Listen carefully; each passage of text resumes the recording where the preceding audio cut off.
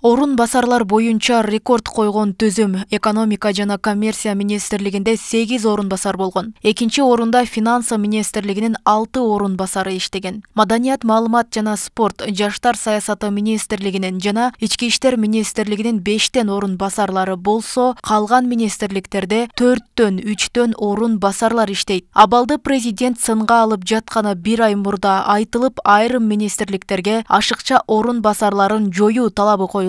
Расмий түрдө токтомго кол коюлуп, 8 министрликтен 14 орун басардын кызмат орду жоюлду. Баягы Садыр Нуркожоевич мага жибербейиптир. 7-8 зам болуп кетиптир. Мына биринчи Минэкономика премьер көрсөтүп атат. 7 деген цифра 4 өзгөрүлсүн, 5 замдын ордуна 4 зам калтырсын деп протокольный поручение берилди. Мындан ары мен укпайм, ар бир министрде менден көп зам болгондор.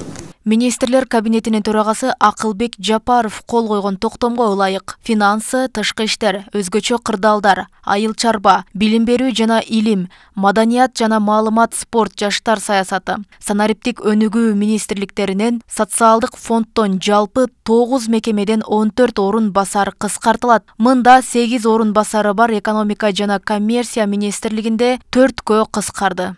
20-дан 40-тан сотрудниктер иштеген. Бүгүнкү күндө экотек инспекцияны жойду.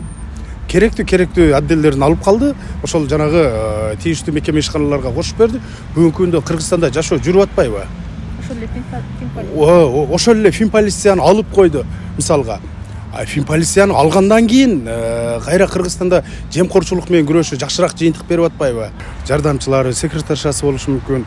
Дегеле алып караганда ал министрликте ошол 7 орун басардын айлыгы мисалга ар бир министрге мен ойлойм 2 орун басар жетет. Чечим президенттин чыгашаларды кыскартуу жаатындагы жарлыгынын негизинде кабыл алынды. Айта кетсек, буга чейин да жаратылыш ресурстары, экология жана техникалык көзөмөл министрликтеринде, интеллектуалдык менчик жана инновациялар мамлекеттик агенттигинде да бир катар орун басарлар кыскартылган. Европаны туурайбыз деп атат. Европада велосипед менен келип атат. Министрлери, мэрлери туруп, сөзсүз эле 470-570 деген Lexus'ту минип служебный машина кылыш керекпи. Карасаңар, азыр мамлекеттик жанагы служебный машиналарчы, шаарда жүрүшөт да, мисалы, Ошто канча машина жүрөт, Бишкекте канча машина жүрөт. Бүт крутой машиналар. Ага бюджеттен акча кетип атат да, бензинине мынанча, ремонтуна мынанча, баллонуна мынанча, туурабы? Ал каяктан кетип атат? Чөнтөгүнөн алып атат? Жок. Ошону дагы